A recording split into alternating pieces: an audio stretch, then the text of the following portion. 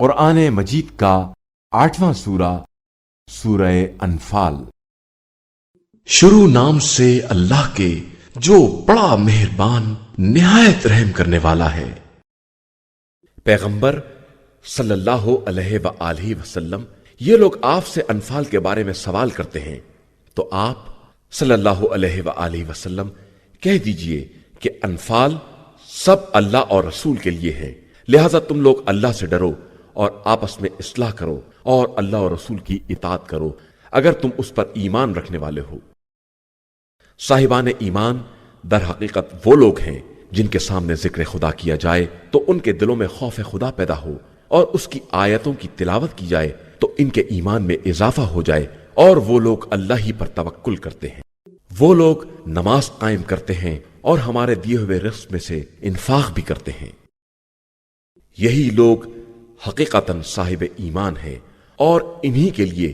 پروردگار کے یہاں درجات اور مغفرت اور باعزت روزی ہے۔ جس طرح تمہارے رب نے تمہیں تمہارے گھر سے حق کے ساتھ برآمد کیا، اگرچہ مومنین کی ایک جماعت اسے ناپسند کر رہی تھی۔ یہ لوگ آپ صلی اللہ علیہ وآلہ وسلم سے حق کے واضح ہو جانے کے بعد بھی اس کے بارے میں بحث کرتے ہیں، جیسے کہ موت کی طرف ہکائے جا رہے ہوں اور حسرت سے دیکھ رہے ہوں۔ اور اس وقت کو یاد کرو جبکہ خدا تم سے وعدہ کر رہا تھا کہ 2 گروہ میں سے ایک تمہارے لیے بہرحال ہے، اور تم چاہتے تھے کہ وہ طاقت والا گروہ نہ ہو، اور اللہ اپنے کلمات کے ذریعے حق کو ثابت کرنا چاہتا ہے اور کفار کے سلسلے کو قطع کر دینا چاہتا ہے، تاکہ حق ثابت ہو جائے اور باطل فنا ہو جائے، چاہے مجرمین اسے کسی قدر برا کیوں نہ سمجھیں۔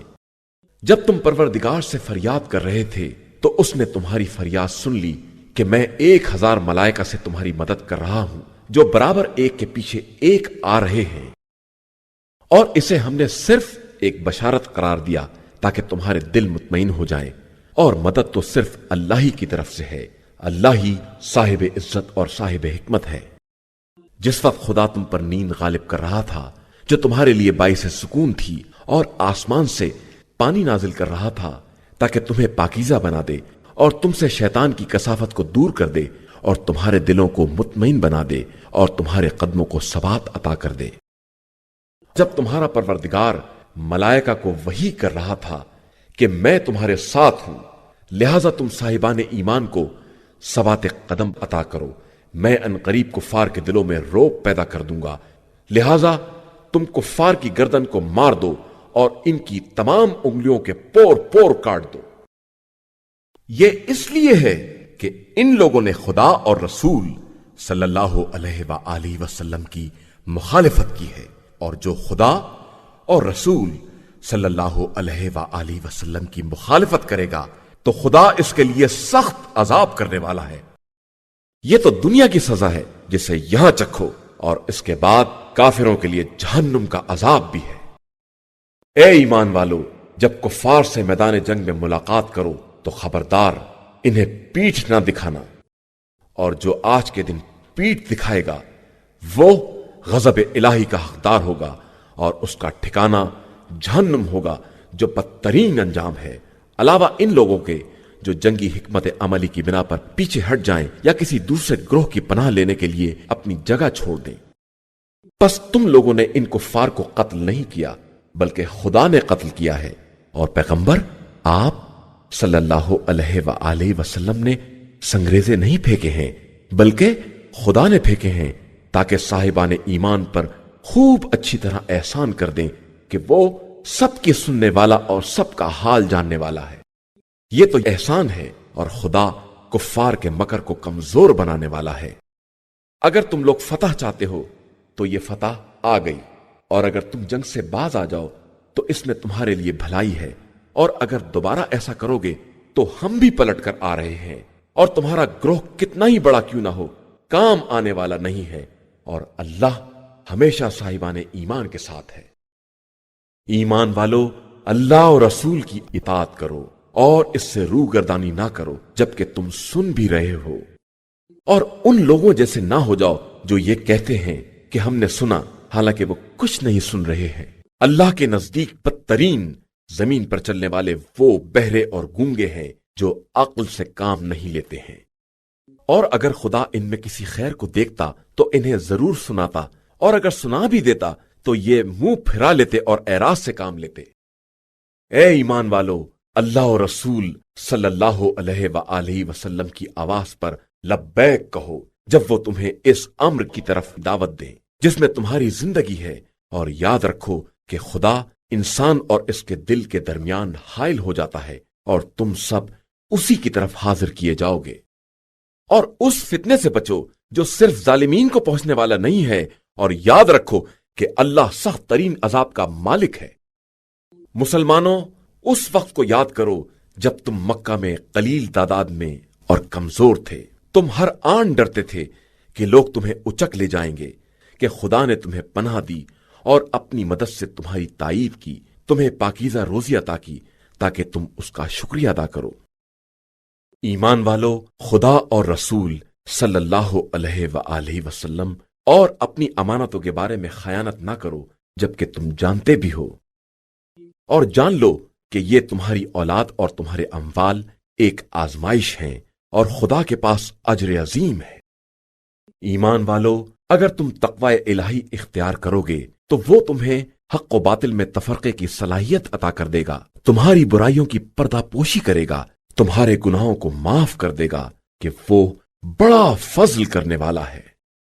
اور پیغمبر آپ صلی اللہ علیہ وآلہ وسلم اس وقت کو یاد کریں جب کفار تدبیریں کرتے تھے کہ آپ صلی اللہ علیہ وآلہ وسلم کو قید کر لیں یا شہر بدر کر دیں یا قتل کر دیں، اور ان کی تدبیروں کے ساتھ خدا بھی اس کے خلاف انتظام کر رہا تھا، اور وہ بہترین انتظام کرنے والا ہے۔ اور ان کا یہ حال ہے کہ جب ہماری آیتوں کی تلاوت کی جاتی ہے تو کہتے ہیں کہ سن لیا۔ ہم خود بھی چاہیں تو ایسا ہی کہہ سکتے ہیں، یہ تو صرف پچھلے لوگوں کی داستانیں ہیں۔ اور اس وقت کو یاد کرو جب انہوں نے کہا کہ خدایا، اگر یہ تیری طرف سے حق ہے تو ہم پر آسمان سے پتھر برسا دے یا عذاب علیم نازل کر دے۔ حالانکہ اللہ ان پر اس وقت تک عذاب نہ کرے گا جب تک پیغمبر آپ صلی اللہ علیہ وآلہ وسلم ان کے درمیان ہیں، اور خدا ان پر عذاب کرنے والا نہیں ہے اگر یہ توبہ اور استغفار کرنے والے ہو جائیں۔ اور ان کے لیے کون سی بات ہے کہ خدا ان پر عذاب نہ کرے جبکہ یہ لوگوں کو مسجد الحرام سے روکتے ہیں اور اس کے متولی بھی نہیں ہیں۔ اس کے ولی صرف متقی اور پرہیزگار افراد ہیں، لیکن ان کی اکثریت اس سے بھی بے خبر ہے۔ ان کی تو نماز بھی مسجد الحرام کے پاس صرف تالی اور سیٹی ہے، لہذا اب تم لوگ اپنے کفر کی بنا پر عذاب کا مزہ چکھو۔ جن لوگوں نے کفر اختیار کیا یہ اپنے اموال کو صرف اس لیے خرچ کرتے ہیں کہ لوگوں کو راہ خدا سے روکیں، تو یہ خرچ بھی کریں گے، اور اس کے بعد یہ بات ان کے لیے حسرت بھی بنے گی اور آخر میں مغلوب بھی ہو جائیں گے۔ اور جن لوگوں نے کفر اختیار کیا یہ سب جہنم کی طرف لے جائے جائیں گے، تاکہ خدا خبیث کو پاکیزہ سے الگ کر دے اور پھر خبیث کو ایک پر ایک رکھ کر ڈھیر بنا دے اور سب کو اکٹھا جہنم میں جھونک دے کہ یہی لوگ خسارہ اور گھاٹے والے ہیں۔ پیغمبر آپ صلی اللہ علیہ وآلہ وسلم کافروں سے کہہ دیجئے کہ اگر یہ لوگ اپنے کفر سے باز آ جائیں تو ان کے گزشتہ گناہ معاف کر دیے جائیں گے، لیکن اگر پھر پلٹ گئے تو گزشتہ لوگوں کا طریقہ بھی گزر چکا ہے، اور تم لوگ ان کفار سے جہاد کرو یہاں تک کہ فتنے کا وجود نہ رہ جائے اور سارا دین صرف اللہ کے لیے رہ جائے۔ پھر اگر یہ لوگ باز آ جائیں تو اللہ ان کے اعمال کا خوب دیکھنے والا ہے، اور اگر دوبارہ پلٹ جائیں تو یاد رکھو کہ خدا تمہارا مولا اور سرپرست ہے، اور وہ بہترین مولا و مالک اور بہترین مددگار ہے۔ اور یہ جان لو کہ تمہیں جس چیز سے بھی فائدہ حاصل ہو اس کا 5واں حصہ اللہ، رسول صلی اللہ علیہ وآلہ وسلم کے قرابت دار، ایتام، مساکین اور مسافران غربت زدہ کے لیے ہے۔ اگر تمہارا ایمان اللہ پر ہے اور اس نصرت پر ہے جو ہم نے اپنے بندے پر حق و باطل کے فیصلے کے دن جب دو جماعتیں آپس میں ٹکرا رہی تھی نازل کی تھی، اور اللہ ہر شے پر قادر ہے۔ جبکہ تم وادی کے قریبی محاذ پر تھے اور وہ لوگ دور والے محاذ پر تھے، اور قافلہ تم سے نشیب میں تھا، اور اگر تم پہلے سے جہاد کے وعدے پر نکلتے تو یقیناً اس کے خلاف کرتے، لیکن خدا ہونے والے امر کا فیصلہ کرنا چاہتا تھا تاکہ جو ہلاک ہو وہ دلیل کے ساتھ اور جو زندہ رہے وہ بھی دلیل کے ساتھ، اور اللہ سب کی سننے والا اور سب کے حال دل کا جاننے والا ہے۔ جب خدا ان کو تمہاری نظروں میں کم کر کے دکھلا رہا تھا کہ اگر زیادہ دکھلا دیتا تو تم سست پڑ جاتے اور آپس ہی میں جھگڑا کرنے لگتے، لیکن خدا نے تمہیں اس جھگڑے سے بچا لیا کہ وہ دل کے رازوں سے بھی باخبر ہے۔ اور جب خدا مقابلے کے وقت تمہاری نظروں میں دشمنوں کو کم دکھلا رہا تھا اور ان کی نظروں میں تمہیں کم کر کے دکھلا رہا تھا تاکہ اس امر کا فیصلہ کر دے جو ہونے والا تھا، اور سارے امور کی بازگشت اللہ ہی کی طرف ہے۔ ایمان والو، جب کسی گروہ سے مقابلہ کرو تو ثبات قدم سے کام لو اور اللہ کو بہت یاد کرو کہ شاید اسی طرح کامیابی حاصل کر لو، اور اللہ اور اس کے رسول صلی اللہ علیہ وآلہ وسلم کی اطاعت کرو، اور آپس میں اختلاف نہ کرو کہ کمزور پڑ جاؤ اور تمہاری ہوا بگڑ جائے، اور صبر کرو کہ اللہ صبر کرنے والوں کے ساتھ ہے۔ اور ان لوگوں جیسے نہ ہو جاؤ جو اپنے گھروں سے اتراتے ہوئے اور لوگوں کو دکھانے کے لیے نکلے اور راہ خدا سے روکتے رہے کہ اللہ ان کے اعمال کا احاطہ کیے ہوئے ہے۔ اور اس وقت کو یاد کرو جب شیطان نے ان کے لیے ان کے اعمال کو آراستہ کر دیا اور کہا کہ آج کوئی تم پر غالب آنے والا نہیں ہے اور میں تمہارا مددگار ہوں۔ اس کے بعد جب دونوں گروہ آمنے سامنے آئے تو الٹے پاؤں بھاگ نکلا اور کہا کہ میں تم لوگوں سے بری ہوں، میں وہ دیکھ رہا ہوں جو تم نہیں دیکھ رہے ہو، اور میں اللہ سے ڈرتا ہوں کہ وہ سخت عذاب کرنے والا ہے۔ جب منافقین اور جن کے دلوں میں کھوٹ تھا کہہ رہے تھے کہ ان لوگوں کو ان کے دین نے دھوکہ دیا ہے، حالانکہ جو شخص اللہ پر اعتماد کرتا ہے تو خدا ہر شے پر غالب آنے والا اور بڑی حکمت والا ہے۔ کاش تم دیکھتے کہ جب فرشتے ان کی جان نکال رہے تھے اور ان کے منہ اور پیٹھ پر مارتے جاتے تھے کہ اب جہنم کا مزہ چکھو، یہ اس لیے کہ تمہارے پچھلے اعمال کا نتیجہ یہی ہے، اور خدا اپنے بندوں پر ظلم کرنے والا نہیں ہے۔ جو حال آل فرعون اور ان کے پہلے والوں کا تھا کہ انہوں نے آیات الہیہ کا انکار کیا تو خدا نے انہیں ان کے گناہوں کی گرفت میں لے لیا کہ اللہ قوی بھی ہے اور شدید عذاب کرنے والا بھی ہے۔ یہ اس لیے کہ خدا کسی قوم کو دی ہوئی نعمت کو اس وقت تک نہیں بدلتا جب تک وہ خود اپنے تئیں تغیر نہ پیدا کر دیں کہ خدا سننے والا بھی ہے اور جاننے والا بھی ہے۔ جس طرح آل فرعون اور ان کے پہلے والوں کا انجام ہوا کہ انہوں نے پروردگار کی آیات کا انکار کیا تو ہم نے ان کے گناہوں کی بنا پر انہیں ہلاک کر دیا اور آل فرعون کو غرق کر دیا کہ یہ سب کے سب ظالم تھے۔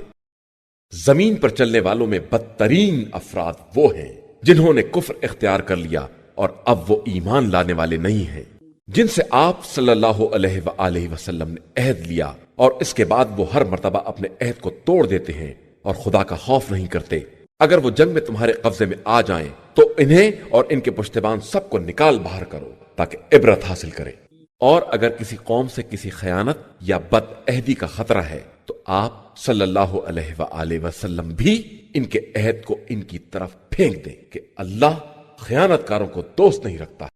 اور خبردار، کافروں کو یہ خیال نہ ہو کہ وہ آگے بڑھ گئے، وہ کبھی مسلمانوں کو عاجز نہیں کر سکتے، اور تم سب ان کے مقابلے کے لیے امکانی قوت اور گھوڑوں کی صف بندی کا انتظام کرو، جس سے اللہ کے دشمن، اپنے دشمن اور ان کے علاوہ جن کو تم نہیں جانتے ہو اور اللہ جانتا ہے، سب کو خوف زدہ کر دو، اور جو کچھ بھی راہ خدا میں خرچ کرو گے سب پورا پورا ملے گا، اور تم پر کسی طرح کا ظلم نہیں کیا جائے گا۔ اور اگر وہ صلح کی طرف مائل ہوں تو تم بھی جھک جاؤ اور اللہ پر بھروسہ کرو کہ وہ سب کچھ سننے والا اور جاننے والا ہے۔ اور اگر یہ آپ صلی اللہ علیہ وآلہ وسلم کو دھوکہ دینا چاہیں گے تو خدا آپ کے لیے کافی ہے۔ اس نے آپ صلی اللہ علیہ وآلہ وسلم کی تائید اپنی نصرت اور صاحبان ایمان کے ذریعے کی ہے، اور ان کے دلوں میں محبت پیدا کر دی ہے کہ اگر آپ صلی اللہ علیہ وآلہ وسلم ساری دنیا خرچ کر دیتے تو بھی ان کے دلوں میں باہمی الفت نہیں پیدا کر سکتے تھے، لیکن خدا نے یہ الفت و محبت پیدا کر دی ہے کہ وہ ہر شے پر غالب اور صاحب حکمت ہے۔ اے پیغمبر، آپ صلی اللہ علیہ وآلہ وسلم کے لیے خدا اور وہ مومنین کافی ہیں جو آپ صلی اللہ علیہ وآلہ وسلم کا اتباع کرنے والے ہیں۔ اے پیغمبر، آپ صلی اللہ علیہ وآلہ وسلم لوگوں کو جہاد پر آمادہ کریں۔ اگر ان میں 20 بھی صبر کرنے والے ہوں گے تو 200 پر غالب آ جائیں گے، اور اگر 100 ہوں گے تو ہزاروں کافروں پر غالب آ جائیں گے، اس لیے کہ کفار سمجھدار قوم نہیں ہے۔ اب اللہ نے تمہارا بار ہلکا کر دیا ہے اور اس نے دیکھ لیا ہے کہ تم میں کمزوری پائی جاتی ہے، تو اگر تم میں 100 بھی صبر کرنے والے ہوں گے تو 200 پر غالب آ جائیں گے، اور اگر 1000 ہوں گے تو بحکم خدا 2000 پر غالب آ جائیں گے، اور اللہ صبر کرنے والوں کے ساتھ ہے۔ کسی نبی کو یہ حق نہیں ہے کہ وہ قیدی بنا کر رکھے جب تک زمین میں جہاد کی سختیوں کا سامنا نہ کرے۔ تم لوگ تو صرف مال دنیا چاہتے ہو، جبکہ اللہ آخرت چاہتا ہے، اور وہی صاحب عزت و حکمت ہے۔ اگر خدا کی طرف سے پہلے فیصلہ نہ ہو چکا ہوتا تو تم لوگوں نے جو فدیہ لے لیا تھا اس پر عذاب عظیم نازل ہو جاتا۔ پس اب جو مال غنیمت حاصل کر لیا ہے اسے کھاؤ کہ وہ حلال اور پاکیزہ ہے، اور تقوی الہی اختیار کرو کہ اللہ بہت بخشنے والا اور مہربان ہے۔ اے پیغمبر صلی اللہ علیہ وآلہ وسلم، اپنے ہاتھ کے قیدیوں سے کہہ دیجئے کہ اگر خدا تمہارے دلوں میں نیکی دیکھے گا تو جو مال تم سے لے لیا گیا ہے اس سے بہتر نیکی تمہیں عطا کر دے گا، اور تمہیں معاف کر دے گا کہ وہ بڑا بخشنے والا اور مہربان ہے۔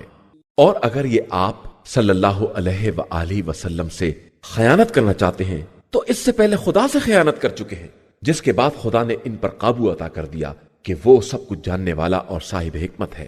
بے شک جو لوگ ایمان لائے اور انہوں نے ہجرت کی اور راہ خدا میں اپنے جان و مال سے جہاد کیا، اور جنہوں نے پناہ دی اور مدد کی، یہ سب آپس میں ایک دوسرے کے ولی ہیں۔ اور جن لوگوں نے ایمان اختیار کر کے ہجرت نہیں کی، ان کی ولایت سے آپ صلی اللہ علیہ وآلہ وسلم کا کوئی تعلق نہیں ہے جب تک ہجرت نہ کریں، اور اگر دین کے معاملے میں تم سے مدد مانگے تو تمہارا فرض ہے کہ مدد کر دو، علاوہ اس قوم کے مقابلے کے جس سے تمہارا معاہدہ ہو چکا ہے کہ اللہ تمہارے اعمال کو خوب دیکھنے والا ہے۔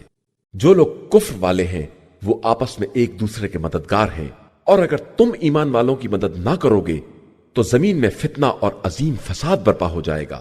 اور جن لوگوں نے ایمان اختیار کیا اور ہجرت کی اور راہ خدا میں جہاد کیا اور پناہ دی اور نصرت کی، وہی در حقیقت واقعی مومن ہیں، اور انہی کے لیے مغفرت اور باعزت رزق ہے۔ اور جو لوگ بعد میں ایمان لے آئے اور ہجرت کی اور آپ صلی اللہ علیہ وآلہ وسلم کے ساتھ جہاد کیا، وہ بھی تم ہی میں سے ہیں۔ اور قرابت دار کتاب خدا میں سب آپس میں ایک دوسرے سے زیادہ اولیت اور قربت رکھتے ہیں۔ بے شک اللہ ہر شے کا بہترین جاننے والا ہے۔